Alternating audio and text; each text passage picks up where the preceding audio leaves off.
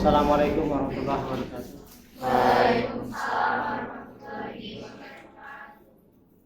Dalam rangka mempelajari hukum bisnis, ada beberapa istilah yang harus Anda perhatikan ya, terkait dengan masalah hukum. Karena di dalam hukum bisnis ini kita akan banyak bicara tentang berbagai macam jenis hukum, di mana antara lain adalah yang terkait dengan itu adalah hukum perorangan, hukum benda, hukum perikatan, dan hukum pembuktian serta kadaluarsa. Jenis-jenis hukum ini akan sangat menonjol peranannya di dalam pembahasan tentang hukum bisnis. Tapi sebelumnya kita harus tahu dulu apa itu klasifikasi hukum. Klasifikasi hukum artinya penggolongan hukum. Dan sebelumnya juga harus kita ketahui apa saja yang menjadi fungsi dari hukum di dalam aktivitas bisnis.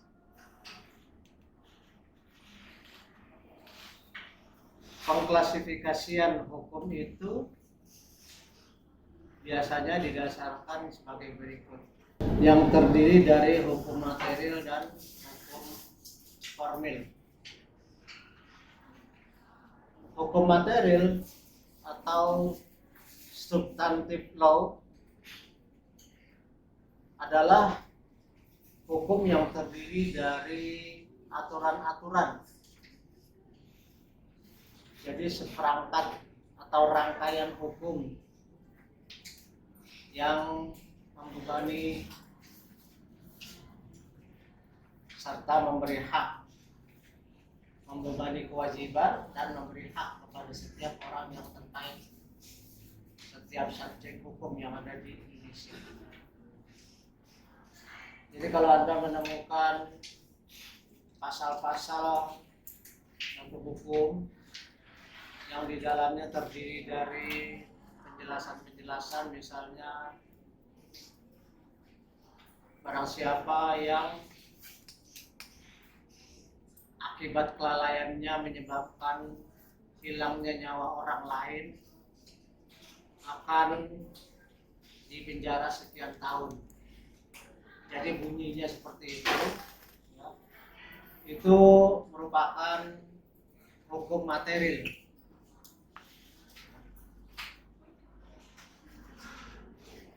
Barang siapa yang melakukan pencurian, itu juga hukum material. Barang siapa yang memasuki wilayah orang lain tanpa izin, itu juga hukum material. Jadi artinya hukum material adalah hukum yang memberi ketentuan, di mana dari ketentuan itu akan ada hak maupun ada kewajiban. Itu disebut hukum material. Sedangkan yang disebut hukum formil adalah ketentuan-ketentuan hukum yang menyebabkan hukum material itu bisa ditegakkan. Kan tadi saya sebutkan bahwa barang siapa yang akibat kelalaiannya menyebabkan hilangnya nyawa orang lain akan dipenjara sekian tahun. Nah, bagaimana melaksanakan pemidanaan sehingga orang yang bersalah tadi terhukum, diproses sehingga akhirnya dijatuhi pidana 8 atau sekian tahun? Nah, itu disebut hukum formil atau hukum acara. Jadi bisa dibedakan ya. Hukum material adalah ketentuannya, hukum formil adalah pelaksanaannya. Maka kita kenal ada hukum material atau hukum pidana, hukum perdata, hukum dagang, dan ada juga hukum acara pidana, hukum acara perdata, dan hukum acara dagang. Ini harus Anda pahami karena nanti dalam uraian-uraian selanjutnya dari mata kuliah hukum bisnis ini akan senantiasa terkait dengan hukum baik material maupun non formil. Itu dilihat dari fungsi hukumnya.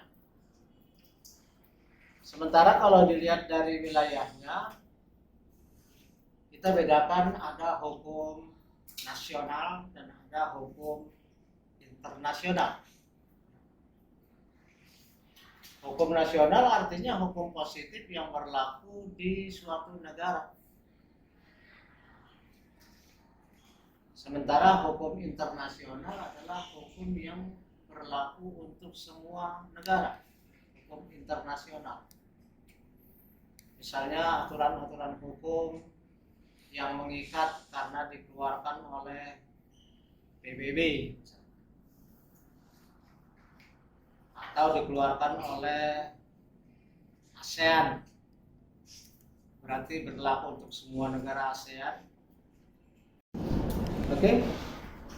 Nah, terkait dengan hukum nasional dan hukum internasional ini, kita memahami adanya istilah yurisdiksi. Apa itu yurisdiksi? Yurisdiksi adalah wilayah di mana suatu hukum memiliki kekuatan mengikat. Misalnya tadi hukum nasional, maka yurisdiksinya adalah negara. Misalnya hukum nasional Indonesia, berarti yurisdiksinya adalah hanya di Indonesia. Wilayah hukumnya, wilayah berlakunya. Dia tidak berlaku di wilayah lain. Jurisdiksi hukum nasional Indonesia ya hanya di Indonesia. Tidak berlaku di Malaysia, di Filipina, di Thailand, di Singapura, dan sebagainya. Sementara kalau hukum internasional berarti jurisdiksinya adalah negara-negara yang terikat. Kalau hukum yang dikeluarkan oleh PBB ya berarti hanya berlaku bagi negara-negara yang menjadi anggota PBB. Yang tidak menjadi anggota PBB ya otomatis tidak memiliki yurisdiksi. Yang dikeluarkan oleh MAA ya hanya berlaku bagi anggota MAA. Indonesia misalnya tidak menjadi anggota masyarakat ekonomi Eropa karena kita tidak berlokasi di Eropa. Maka aturan tersebut hanya berlaku di sana dan Indonesia tidak terikat. Hukum tersebut tidak memiliki yurisdiksi di wilayah Indonesia. Jadi itu hukum dilihat dari wilayah berlakunya. Kemudian kalau dilihat dari isinya, hukum itu terdiri dari hukum umum atau lex generalis. Hukum umum. Di samping hukum umum ada hukum yang berlaku atau bersifat khusus. Disebut sebagai lex specialis.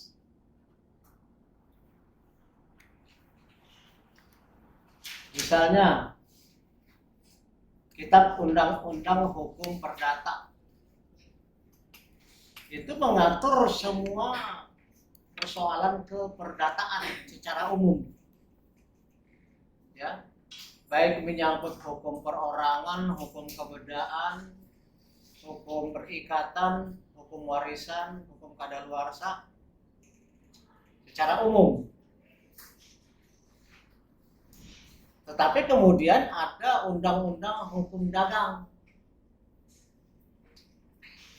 ya, undang-undang perdagangan. Jadi tidak mengatur secara umum, tapi secara khusus hanya perdagangan. Itu disebut lex specialis. Ya. Kitab Undang-Undang Hukum Pidana, Wetboek van Strafrecht voor Nederlands-Indië. Itu hukum Belanda yang diterapkan di Indonesia semasa Belanda menjajah Indonesia berdasarkan asas concordance. Sampai saat ini masih berlaku karena belum ada penggantinya. Tetapi kita juga mengenal ada undang-undang tindak pidana korupsi.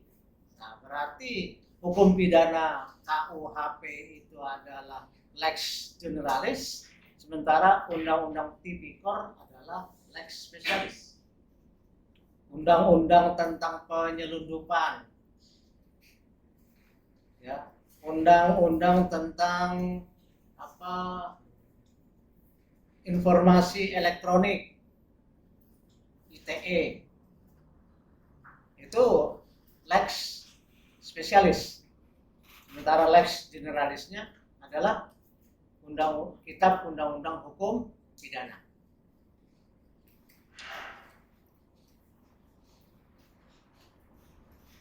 Bisa dimengerti di situ? Ya. Jadi hukum itu ada hukum material dan hukum formil, ada hukum nasional dan hukum internasional, serta ada hukum umum dan hukum khusus. Oke. Hukum secara garis besar itu terbagi dua, yaitu hukum publik dan hukum privat atau hukum pribadi. Hukum publik itu adalah hukum yang mengatur hubungan antara warga negara dengan negara. Maka disebut hukum publik. Hubungan antara warga negara dengan negaranya. Hukum publik itu contohnya adalah hukum pidana, hukum pajak, hukum tata negara, hukum administrasi negara, hukum internasional, dan lain-lain.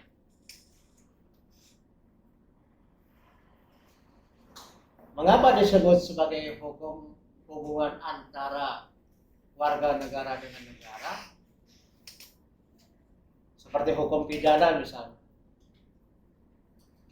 Orang yang melakukan kejahatan pidana itu dianggap bukan urusan orang per orang, bukan antara person dengan person, bukan antara si A dengan si B selaku warga negara, tetapi antara si A sebagai warga negara dengan negaranya.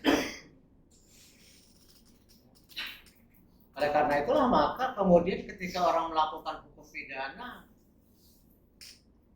sanksinya bukan diterapkan oleh orang per orang, antara si A dan si B melakukan terlibat suatu kasus pidana, maka bukan si A bertanggung jawab kepada si B, tetapi si A bertanggung jawab kepada negara. Maka negara yang berhak untuk menjatuhkan hukumannya. Seperti tadi, orang yang melakukan kejahatan, orang yang melakukan pencurian, orang yang melakukan manipulasi dan sebagainya, itu masuknya adalah kejahatan terhadap negara. Karena itu pribadi-pribadi tidak berhak untuk melakukan penghukuman. Seseorang yang anggota keluarganya dibunuh oleh seseorang lain, maka tidak berhak anggota keluarga yang lain itu membalas kepada si pelaku. Maka kalau terjadi seperti itu kan berarti terjadi bunuh-membunuh. Nggak ada habis-habisnya nanti. Oleh karena itulah maka negara yang bertindak di situ untuk menghukum si pelaku. Keluarga yang kehilangan salah satu anggotanya tidak berhak menjatuhkan hukuman. Hukum administrasi negara misalnya. juga masuk masalah wilayah hukum publik. Anda punya sebidang tanah misalnya, kemudian suka dibuangin sampah sama orang lain, ya, maka Anda menulis di situ suatu papan pengumuman, barang siapa yang buang sampah di sini didenda 2 juta. Anda nggak berhak, karena itu urusan negara. Ya, paling-paling yang katakan Anda punya hak untuk melarang, tapi untuk menjatuhkan denda 2 juta dapat wewenang dari mana? Itu urusan negara, karena yang berhak untuk melakukan penjatuhan hukuman dalam hukum administrasi negara adalah negara, bukan orang per orang. Ini masuk wilayah hukum publik. Jelas ya? Jadi di sini hukum perdata, hukum privat, hukum publik adalah hukum-hukum yang tadi saya sebutkan yang menyangkut hubungan antara warga dengan negara. Sementara ada juga yang kita kenal dengan nama hukum privat. Hukum privat adalah hukum yang mengatur hubungan antar warga negara. Jadi bukan warga negara dengan negara, tetapi antar warga negara. Jadi misalnya Anda berperkara dengan teman, berperkara dengan saudara, berperkara dengan orang lain, itu masuk ke dalam hukum privat, hukum pribadi. Karena urusannya adalah orang per orang, hukum perdata. Apa contohnya? Contohnya adalah pertama hukum dagang atau hukum bisnis. Jadi yang kita pelajari selama 1 semester ini adalah termasuk hukum perdata, hukum privat, hukum pribadi. Karena bisnis berarti adalah seorang pengusaha dengan pengusaha lain, tidak ada campur tangan negara di situ.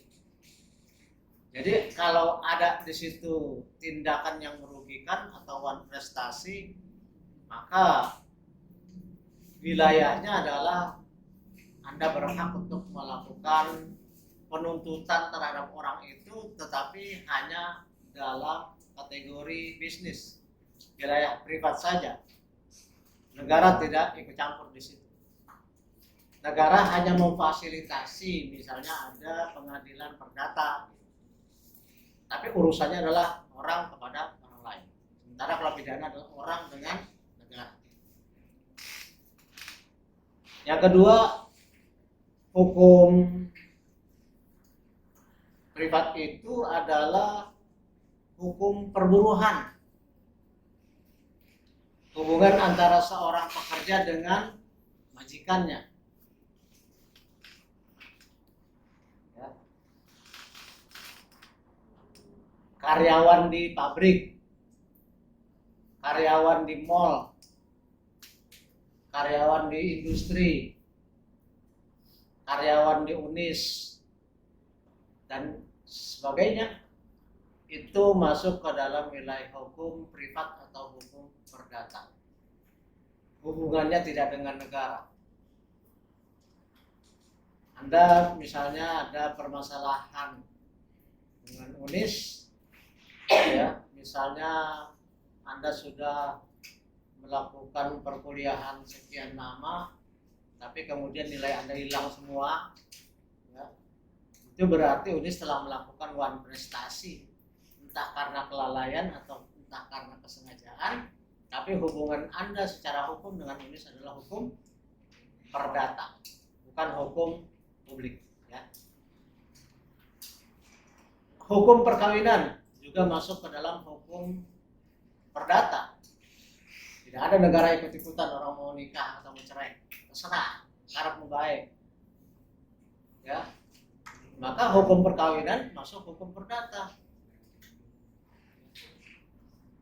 Negara hanya katakanlah memberikan batasan dalam rangka melindungi anak-anak, maka perkawinan itu dibatasi dalam usia tertentu, 17 tahun. Ya. Jadi kalau yang di bawah itu sudah nikah, maka tidak bisa keluar itu surat nikahnya. Ya. Misalnya ada anak 15 tahun di kampung sudah dinikahin, itu biasanya surat nikahnya nggak bisa keluar. Nah, terkait dengan hukum perjanjian yang minggu lalu sudah kita bahas, di dalam hukum perjanjian itu juga disebutkan bahwa seorang wanita yang memiliki hak untuk bisa melakukan perbuatan hukum adalah kalau sudah 21 tahun atau sudah nikah.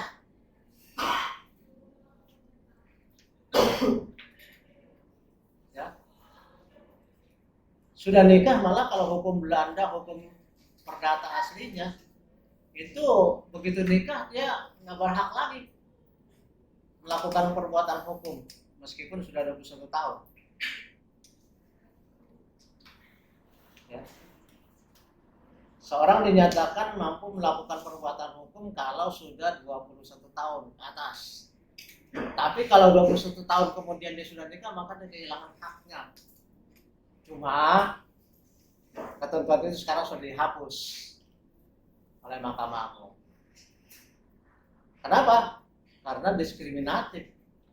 Kenapa kok perempuan 21 tahun udah nikah nggak punya hak melakukan perbuatan hukum? Artinya tidak bisa melakukan perjanjian hukum, tidak bisa jual beli, tidak bisa sewa menyewa, tidak bisa melakukan pembuatan perusahaan.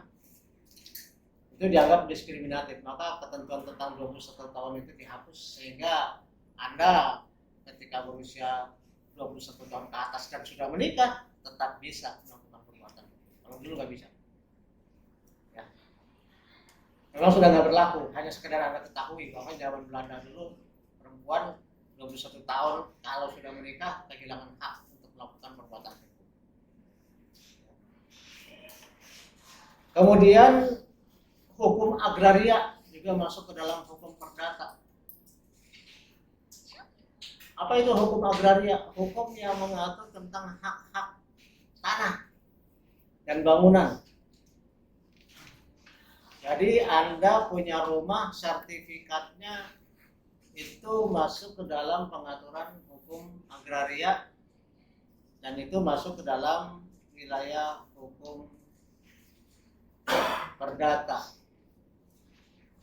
Masuk dalam wilayah hukum privat. Yang berikutnya adalah hukum waris. Hukum waris menurut perdata. Nanti kalau Anda ambil mata kuliah aspek hukum dalam ekonomi Islam, nanti juga akan ada hukum waris menurut ajaran Islam. Yang saya maksud di sini hukum waris menurut hukum perdata peninggalan Belanda. Saya sudah sebutkan bahwa untuk hukum-hukum tertentu, kitab undang-undang hukum tertentu itu masih peninggalan zaman Belanda yang belum dibuat yang baru. Hukum pidana, hukum perdata, dan hukum dagang itu masih dibuat aslinya, cuma diterjemahkan ke dalam bahasa Indonesia.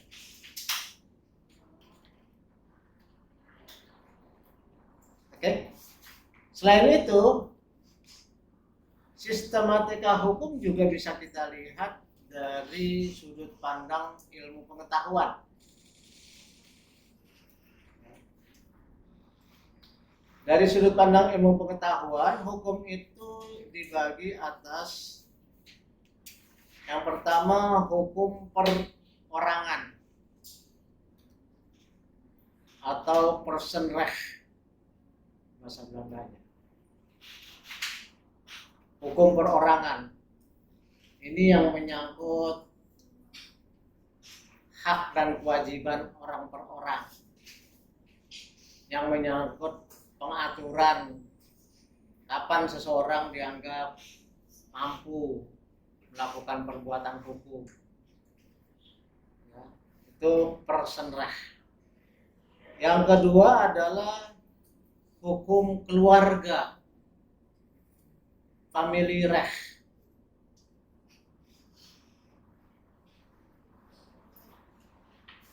Yang ketiga adalah hukum tentang harta kekayaan,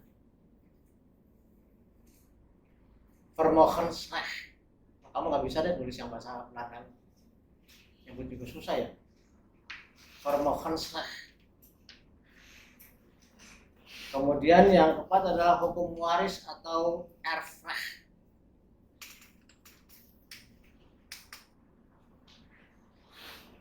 Itu adalah sistematika menurut ilmu pengetahuan. Yang terakhir sistematika menurut kitab undang-undang hukum perdata atau Burgerlijk-Wetboek adalah satu hukum perorangan. Jadi hukum perorangan ini masuk ke dalam sistematika menurut pengetahuan dan juga menurut kitab undang-undang hukum perdata. Yang kedua adalah hukum benda.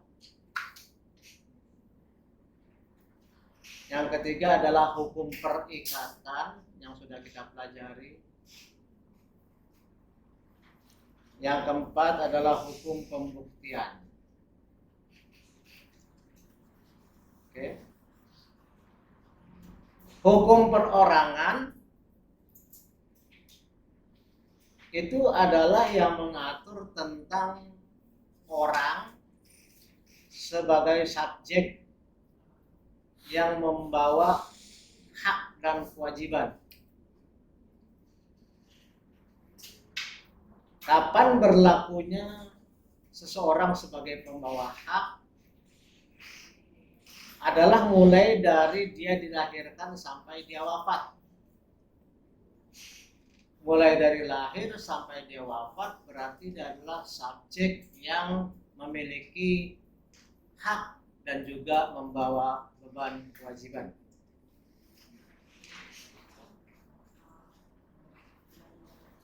Bahkan kadang-kadang dalam hal pewarisan misalnya, itu bisa dihitung mundur selama seseorang itu masih dalam kandungan. Ini agak mirip dengan hukum Islam. Hukum waris Islam juga seperti itu. Seseorang memiliki hak untuk mewaris adalah sejak dia memiliki nyawa, sekalipun dia masih ada di dalam perut. Dan hak mewaris justru tidak berlaku lagi ketika orang itu sudah wafat. Jadi orang yang sudah wafat tidak berhak mewaris. Ya. Waris itu menurut hukum Islam adalah kalau diberikan oleh seorang yang sudah wafat kepada orang yang masih hidup. Ya. Si pemberi harus sudah wafat dulu, baru itu warisan. Jadi kalau dia masih hidup itu bukan warisan. Itu namanya hibah. Kalau yang punya harta masih hidup diberikan kepada orang yang masih hidup, itu adalah hibah. Tapi kalau orang yang punya harta sudah wafat diberikan kepada yang masih hidup, itu namanya waris. Ya. Berarti tidak ada orang yang wafat diberikan kepada orang yang wafat. Itu gimana ngasihnya? Anak tiri, Pak.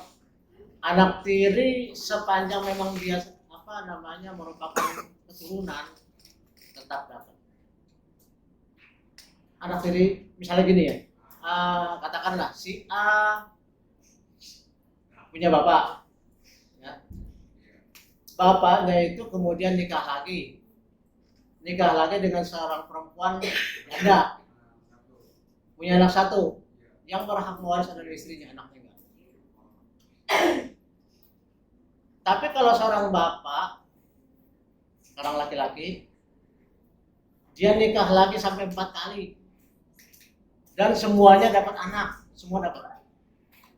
Siapa nih? Anak dari istri keempat ada.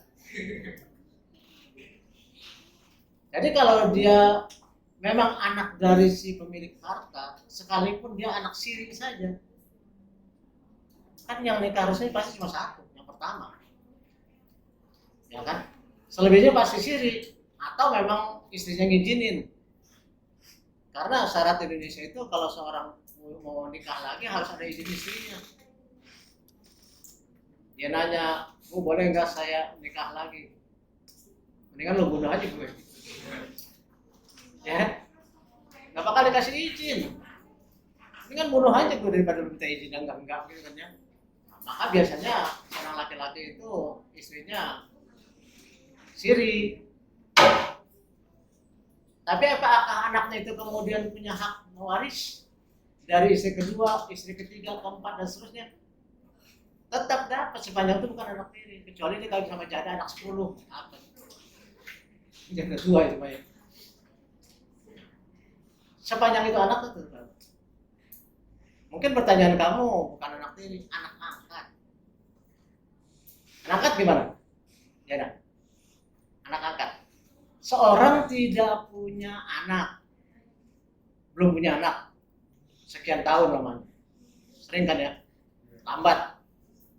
Lalu dia ngangkat anak dari masih bayi. Setelah ngangkat, mancing kan biasa namanya itu.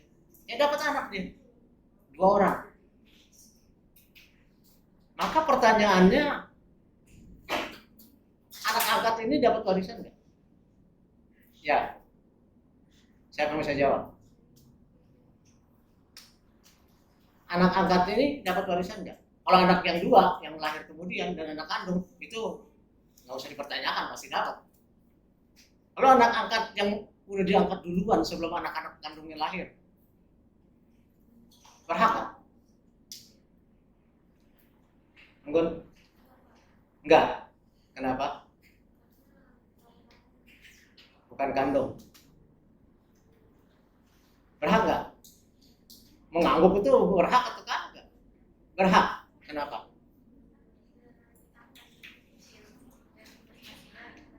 Diangkat dari bayi, dari masih merah. Anissa Faras? Hah? Nggak berhak. Kenapa? Yang mewaris itu adalah 1 karena darah, ya, 2 karena hukum.